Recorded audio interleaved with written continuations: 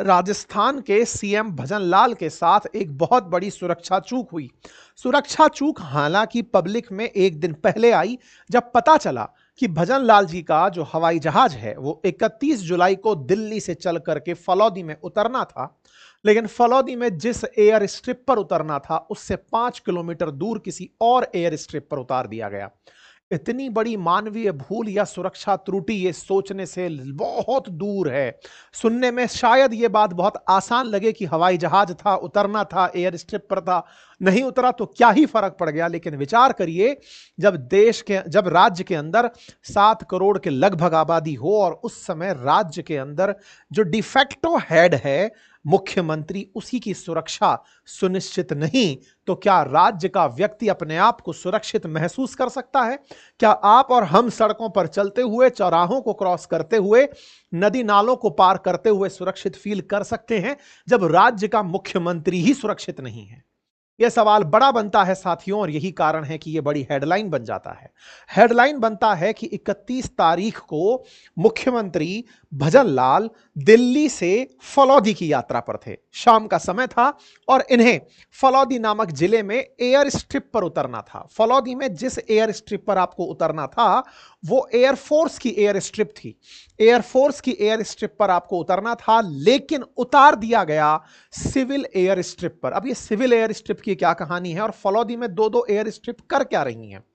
असल मायने में जब ऑपरेशन सिंदूर हुआ था उस समय सेना की तैयारियों में फलौदी एयरफोर्स स्टेशन के बिल्कुल नजदीक ही 5 किलोमीटर दूर पर एक और एयर स्ट्रिप बनाई गई थी, क्योंकि दुश्मन के साथ अगर कन्फ्लिक्ट बढ़ता तो ऐसे में हो सकता है कि फलौदी एयर स्ट्रिप को टारगेट किया जाता, क्योंकि पाकिस्तान के पास ऑलरेडी इस एयर स्ट्रिप के कोऑर्डिनेट्स होंगे।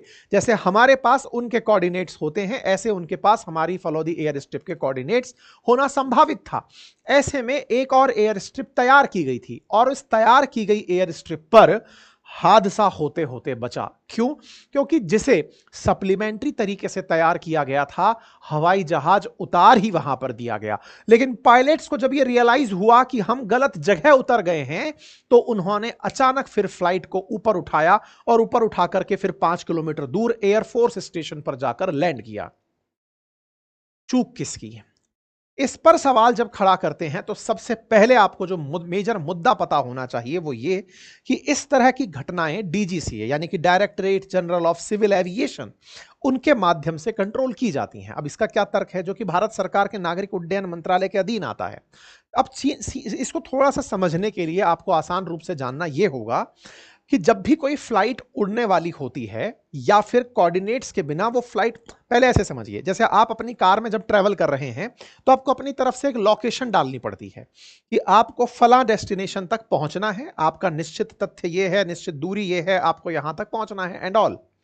आप जिस तरह से लोकेशन डालकर एग्जैक्ट लोकेशन पर पहुंचते हैं, ऐसे ही हवाई जहाज उड़ने से पहले जहां पहुंचना है वहां के कोऑर्डिनेट्स लेता है। कोऑर्डिनेट से मतलब है कि वो हवा में उड़ने के बाद, क्योंकि हवा में कोई सड़कें तो बनी हुई नहीं है कि भाई इस सड़क से जाओगे तो फलौदी पहुंच जाओगे, तो फ्लाइट को उड़ने से पहले प्रॉपर तरीके के कोऑर्डिनेट्स दिए जाते हैं और वो कोऑर्डिनेट्स उस डिस्ट्रिक्ट के जो ऑफिसर्स हैं, प्रशासनिक अधिकारी हैं, वो बकायदा कंफर्म कराते हैं जब हवाई जहाज आने वाला होता है कि सर आप सीएम आने वाले हैं तो ये कोऑर्डिनेट्स पर ही लैंड करिएगा।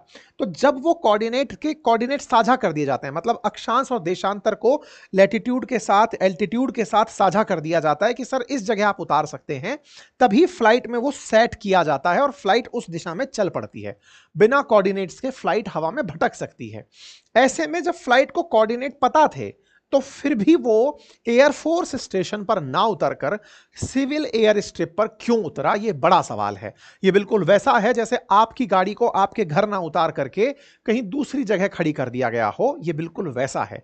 सड़कों पर हादसों की फिर भी खड़े होने पर आवश्यक संभावनाएं कम हैं, लेकिन विचार करिए कि इस सिविल एयर स्ट्रिप पर कोई ऐसा कार्य चल रहा होता, कोई पशु यहां बैठा होता, क्योंकि यहां सुरक्षा के इंतजामात नहीं थे, और ऐसे में अगर यह फ्लाइट जाकर टकरा जाती तो कितना भीषण हादसा होता। सवाल यह नहीं होता कि मुख्यमंत्री एक व्यक्ति ही तो है, अगर उनके साथ हादसा हो गया तो क्या है। सवाल यह होता कि राज्य का, अगर बात की जाए कि सबसे इफेक्टिव पर्सन कौन है, इफेक्टिव से मतलब डिफेक्टिव और डी ज़्यूरे दो प्रधान होते हैं राज्य के। डी ज़्यूरे के ऊपर आप बात करते हैं राज्यपाल की, तो डिफेक्टो में मुख्यमंत्री की बात करते हैं। तो मुख्यमंत्री जो प्रधान है राज्य का, अगर वही व्यक्ति इस तरह की चूक का शिकार हो जा रहा है तो फिर ट्रेन हादसों का होना वो भी एक मानवीय ही चूक है।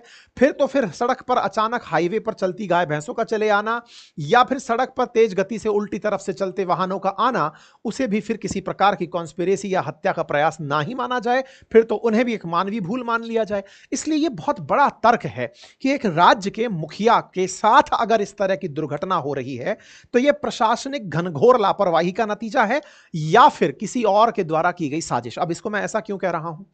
असल मायने में राजस्थान राज्य के साथ एक हमेशा से बड़ी चुनौती रही है, और वो ये कि राजस्थान राज्य में खुद का अपना हवाई जहाज नहीं है। आप कहेंगे नहीं साहब, हमारे तो मुख्यमंत्री हवाई जहाज से, हेलीकॉप्टर से मुआयना करते हुए आए दिन दिखाई देते हैं, राज्यपाल भी दिखाई दे जाते हैं, फिर क्या कर रहे हो?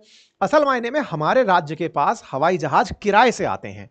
हम लोग एक बार में हवाई जहाज खरीदने के बारे में जब भी विचारते हैं तो 1000-1200 करोड़ रुपए का खर्चा केवल हवाई जहाज पर खरीदने से पॉलिटिकल रूप से काफी ज्यादा माहौल बन जाएगा कि इन मुख्यमंत्री ने तो खुद की सुविधा के लिए 1000 करोड़ खर्च कर दिए। इस वजह से सामान्यतया राजस्थान में इस तरह के दौरों के लिए किराए पर हवाई जहाज मंगाए जाते हैं, और किराए पर कुछ कंपनियों को टारगेट किया जाता है कि भाई लाइए आप अपना हवाई जहाज भेज दीजिए। इस वजह से जब जब मुख्यमंत्री की यात्रा होती है तो बदलते हुए हवाई जहाज आते हैं। इस बार फाल्कन, जो कि डैसो का है, फाल्कन 2000 हवाई जहाज मुख्यमंत्री को लेने आया था। दिल्ली से लेकर के वो फलौदी पहुंचा और फिर वापस उसे वहां से लौटना था। तो ये जो हवाई जहाज था, इसकी यात्रा करने के लिए राज्य सरकार प्राइवेट कंपनियों से अनुबंधित रहती है। इसका मतलब या तो उस कंपनी की तरफ से चूक थी, और फिर भी सरकार ने अगर किसी कंपनी को अपने साथ जोड़कर रखा है तो यह सुनिश्चित करना भी जांच का विषय है कि वो इस तरह की चूक ना करे। हुआ क्या परिणाम स्वरूप? परिणाम स्वरूप यह हुआ कि प्रबंधन की तरफ से सूचना आई कि कंपनी ने कहा कि वो दोनों एयर स्ट्रिप एक जैसी दिख रही थी, इस वजह से सिविल एयर स्ट्रिप पर उतार दिया, जबकि नहीं, ये बिना कोऑर्डिनेट्स के नहीं हो सकता। पायलट्स ने इस बात को इग्नोर किया। यही कारण था कि पायलट्स को तत्काल प्रभाव से ग्राउंडेड कर दिया गया, यानी कि उन्हें अब उड़ने नहीं दिया जाएगा। ऐसा अब इस विषय को भी हालांकि गृह विभाग ने अपने साथ जांच के लिए ले लिया है और इसकी अब उच्च स्तरीय जांच होगी। लेकिन साथियों, यह सवाल फिर से एक बड़ा सवाल रह जाता है, और इस सवाल के पीछे इतिहास है। इतिहास के रूप में मैं आपको याद दिलाऊं तो मुख्यमंत्री जब प्रथम बार मुख्यमंत्री बने, मतलब यह सवाल काफी गहरा है। गहरा सवाल यह है कि मुख्यमंत्री के साथ यह हादसा हुआ, बच तो गए। अगर आप इस तरह से आंसर दें तो इसके साथ तो फिर एक सवाल खड़ा होता है कि साहब बचते ही आ रहे हैं तो क्या आप इंतजार कर रहे हैं या मुख्यमंत्री को मुख्यमंत्री मान नहीं रहे हैं? यह प्रशासनिक लापरवाही हो किससे रही है? प्रशासन कर रहा है, सुरक्षा एजेंसी कर रही है, या फिर उनके आसपास का स्टाफ कर रहा है? क्या आप उन्हें मुख्यमंत्री स्वीकार नहीं कर रहे? क्या आपकी कल्पनाओं में वो मुख्यमंत्री अभी तक बने नहीं? क्या आप उन्हें स्वीकारेंगे कब? आप उन्हें इतना लाइटली कैसे ले सकते हैं? आप सोचिए, जिस समय मुख्यमंत्री प्रथम बार बने वो गिरिराज जी महाराज के दर्शन करने पहुंचे। प्रथम बार में ही उनका काफिले से निकलकर उनकी गाड़ी गड्ढे के अंदर स्लिप हो जाती है। विचार कीजिए कि जब मुख्यमंत्री का व्हीकल चल रहा होता है, Z+ सिक्योरिटी के अंदर व्हीकल होता है, आगे गाड़ियां होती हैं, पीछे गाड़ियां होती हैं, प्रॉपर बंदोबस्त होता है, एम्बुलेंस होती है, एक एडिशनल गाड़ी होती है, उनके बावजूद, इतनी गाड़ियों के बावजूद आपकी गाड़ी गड्ढे में उतर जा रही है। तस्वीरें सीएम की कार के दुर्घटनाग्रस्त होने की उस समय निकल कर आई थी। मतलब ये अपने आप में ऐसा विषय है कि मुख्यमंत्री की गाड़ी के पहिए सड़क से नीचे उतरने की जो चर्चा है, यह चर्चा बड़ी चर्चा है। आप देखें कि किस तरह से उस समय मुख्यमंत्री की गाड़ी गड्ढे में उतर गई थी। अब आप कहेंगे सर मानवीय भूल चूक थी। चलिए, अगर यही घटना इस तरह की होती कि यह गाड़ी यहीं पलट जाती, तो हमारे देश ने ऐसे बहुत सारे दुर्घटना देखी हैं जब बड़े बड़े नेता सड़क दुर्घटना के अंदर अपनी जान गंवा दिए। उसमें मतलब बहुत बड़े नंबर्स हैं, तो आप इन चीजों को इग्नोर नहीं कर सकते। आपके लिए यह घटना भी एक बहुत बड़ी घटना का सबब होना चाहिए था कि मुख्यमंत्री अगर राज्य के अंदर ट्रैवल पर हैं तो उन्हें किस तरह से सुनिश्चित सुरक्षा की जाए। एक और घटना मैं आपको याद दिलाता हूं, क्योंकि यह बार बार चूक कैसे हो रही है। यह तो तात्कालिक घटना मैंने आपको बताई 31 जुलाई की, उसके बाद से मैं शुरुआत से आपको बताता चल रहा हूं। जब मुख्यमंत्री आप बने उसके बाद में क्या होता है, फिर घटना आती है जनवरी की, जनवरी 2024 में, पिछले साल। आप दिल्ली में थे और आप दिल्ली के अंदर, क्या है ना कि मुख्यमंत्री को लगभग 5 आवास नियुक्त होते हैं। मतलब जहां जहां यात्रा पर है, दिल्ली पर है तो दिल्ली में जोधपुर हाउस वगैरह ये सब हाउस होते हैं जहां जाकर आप रुक सकते हैं। गृह यहां पर भी है, उदयपुर में भी है। इस तरह से मुख्यमंत्री जहां जहां पड़ाव डालते हैं वहां पर सरकार के द्वारा व्यवस्थाएं होती हैं। आप दिल्ली में थे, दिल्ली के अंदर जोधपुर हाउस में मुख्यमंत्री अपने कमरे के अंदर सोए हुए थे। रात को इनके यहां पर सॉकेट के अंदर आग लग जाती है, शॉर्ट सर्किट हो जाता है। मतलब ये सारी वो घटनाएं हैं साथियों, शॉर्ट सर्किट से बहुत भीषण आग लगने की चर्चाएं आपने सुनी होंगी। तमाम प्रकार की ऐसी दुर्घटनाओं को आप और हम सुनते आए हैं कि कैसे शॉर्ट सर्किट से पूरा घर खाक हो जाता है। मुख्यमंत्री सो रहे हैं, उन्हीं के कमरे में लगा हुआ हीटर शॉर्ट सर्किट का निशाना बन जाता है। यह बात करीब 9 बजे की होती है, रात के 9 बजे की है। सीएम कमरे में अकेले थे, हीटर चल रहा था और वो जो शॉर्ट सर्किट हुआ जिस हीटर के अंदर, और मुख्यमंत्री के द्वारा उस दौरान अपने पीएसओ को बार बार बुलाया गया, वो पहुंचा तब जाकर के आग पर काबू पाया गया। इसके बाद में पुलिस अधिकारियों ने एडीजी इंटेलिजेंस से इसकी रिपोर्ट मांगी और जानकारी बाद में निकल कर आई कि उन्होंने अपनी तरफ से घंटियां भी बजाई। तो सुरक्षा में चूक तो नहीं थी, लेकिन हाँ, ये बड़ी दिक्कत इस तरह की थी कि क्यों नहीं मुख्यमंत्री जिस कमरे में सोए थे वहां पर आग पहचानने वाला फायर डिटेक्टर क्यों नहीं लगा था। क्योंकि जब मुख्यमंत्री सोए हैं, आग लग रही है, तो ऐसी व्यवस्थाएं होती हैं। आजकल फिल्मों में, आप किसी मॉल में अगर देखेंगे तो आग लगते ही वो खुद से पानी छिड़क देता है, उसको बुझा देता है। ये व्यवस्था क्यों नहीं थी। दूसरा, जो सॉकेट था वो मेड इन चाइना था, जुगाड़ से चल रहा था। मुख्यमंत्री सो रहे हैं, कमरे में जुगाड़ से चल रहा है। और तीसरा, जो फायर एक्सटिंग्विशर लगाया हुआ था, आग बुझाने वाला जो उपकरण लगा था, उसमें नोजल ही नहीं थी। उपकरण इतने पुराने थे जिन्हें कई लंबे समय से बदला ही नहीं गया था। मतलब ऐसी स्थिति में विचारणीय बात यह है कि मुख्यमंत्री जैसा व्यक्ति आपके सामने सुरक्षा में है, अग्निशमन की व्यवस्थाएं, आजकल तो कोचिंगों में जा जाकर पुलिस चेक करती है कि इनका फायर एक्सटिंग्विशर प्रॉपर तरीके से ऑपरेशनल है या नहीं। लेकिन मुख्यमंत्री जहां स्टे करने वाले हैं वहां का भी अग्निशमन काम नहीं कर रहा है। यह विचारणीय तथ्य है। वैसे तो जगह जगह घूम करके चालान काटे जाते हैं कि तुम्हारे यहां सुरक्षा का अभाव है, तुम्हारे यहां पर बच्चों के लिए निकासी की दिक्कत हो सकती है, 2 रास्ते क्यों नहीं है। और यहां पर आप देखिए, उपकरण पुराने थे जिन्हें बदला ही नहीं गया था।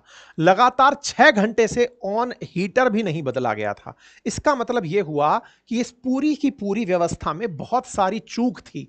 चूक थी तो फिर से सबब लिया गया कि अगली बार नहीं होने दिया जाएगा। साथियों, अगेन ये बात समझने की आवश्यकता है कि जितने बड़े हमारे मुखिया होते हैं, देखिए कई बार ना एक बहुत ही बेसिक सा थॉट आता है दिमाग में, और वो ये होता है कि मुख्यमंत्री, प्रधानमंत्री, राष्ट्रपति, इनकी सुरक्षा में इतना ज्यादा लवाजमा क्यों लगाया जाता है, क्यों नहीं इन्हें आम आदमी की तरह रहने दिया जाए।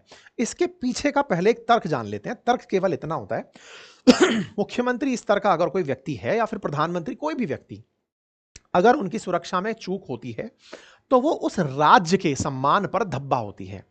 देश ने राजनेताओं को अगर खोया है तो वो उस राज्य पर सवाल खड़े करता है जहां की वो यात्रा पर थे, कि आपने एक इतने बड़े राज्य के अंदर इतनी सी व्यवस्था आपसे मैनेज नहीं हुई, आप राज्य की क्या व्यवस्था संभालेंगे।